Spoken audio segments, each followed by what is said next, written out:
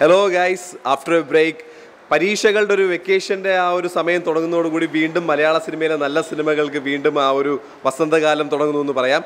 And തുടക്കം കുറിക്കുന്നത് Argentina fans Kattoor കടവ് എന്ന് പറയുന്ന ഒരു സിനിമയോട് കൂടിയാണ്.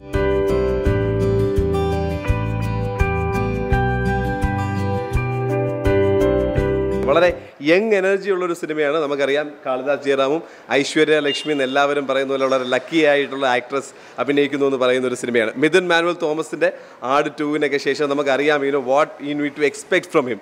പുള്ളിക്കാരൻ്റെ സിനിമകളിലൊരു രസകരമായിട്ടൊരു കോമഡി ഉണ്ട്. ഒരുപക്ഷെ നമ്മൾ സുഹൃത്തുക്കളുടെ ഇടയിൽ നിന്ന് പറയുമ്പോഴത്തേക്കും കിട്ടുന്ന ചില തമാശകളുണ്ട്. ആ തമാശകൾ അതുപോലെ വളരെ നാച്ചുറലായിട്ട് സിനിമയിൽ കൊണ്ടുവരാൻ മിഥുൻ മാനുവൽ തോമസിന് ഒരു പ്രത്യേക കഴിവുണ്ട്.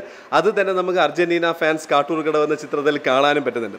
അപ്പോൾ ഇതിൻ്റെ ഒരു ബേസിക് ലൈൻ എന്ന് പറഞ്ഞു കഴിഞ്ഞാൽ ഒരു ഫുട്ബോൾ പ്രണയിക്കുന്ന ഒരു സ്ഥലമാണ്. ഓക്കെ, അപ്പോൾ സാധാരണഗതിയിൽ നമുക്ക് അറിയാവുന്നുണ്ട് ഇവിടെ വേൾഡ് കപ്പ് ഒക്കെ വരുമ്പോഴത്തേക്കും എല്ലാ ടീമുകൾക്കും കുറച്ച് ആരാധകരുണ്ടെങ്കിലും മെജോറിറ്റി ഫാൻസ് പോകുന്നത് അർജന്റീനയ്ക്കും ബ്രസീലിനുമാണ്. അപ്പോൾ ഈ ആരാധകർ തമ്മിലുള്ള ഒരു വേൾഡ് കപ്പ് പോലത്തെ ഒരു ബിഗ് ഇവന്റ് വരുമ്പോൾ നടക്കുന്ന കുറേ തമാശകളാണ്. ഇവർ ഫ്ലെക്സ് കെട്ടാൻ പോകുന്നു, എതിരാളികൾക്കെതിരായിട്ട് പറയുന്നു നമ്മുടെ ടീമാണ് നല്ലത്.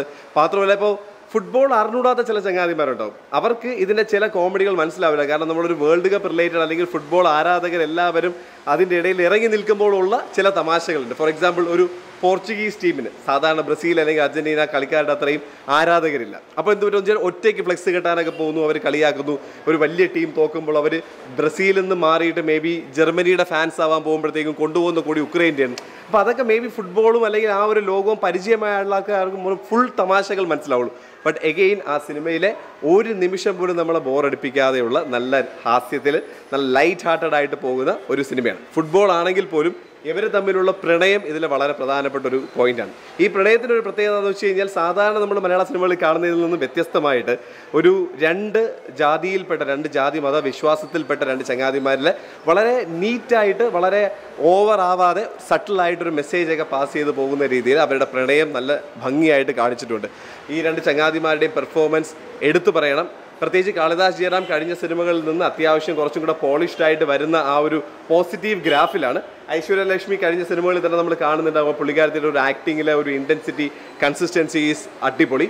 അതുപോലെ തന്നെ കരിക്ക് എന്നൊരു വെബ് സീരീസിൽ നിന്ന് അനു കെ അനിയൻ എന്ന് പറയുന്ന ചങ്ങാതി ഇതിൽ വളരെ രസകരമായിട്ടൊരു സപ്പോർട്ടിങ് റോൾ ചെയ്യുന്നുണ്ട്.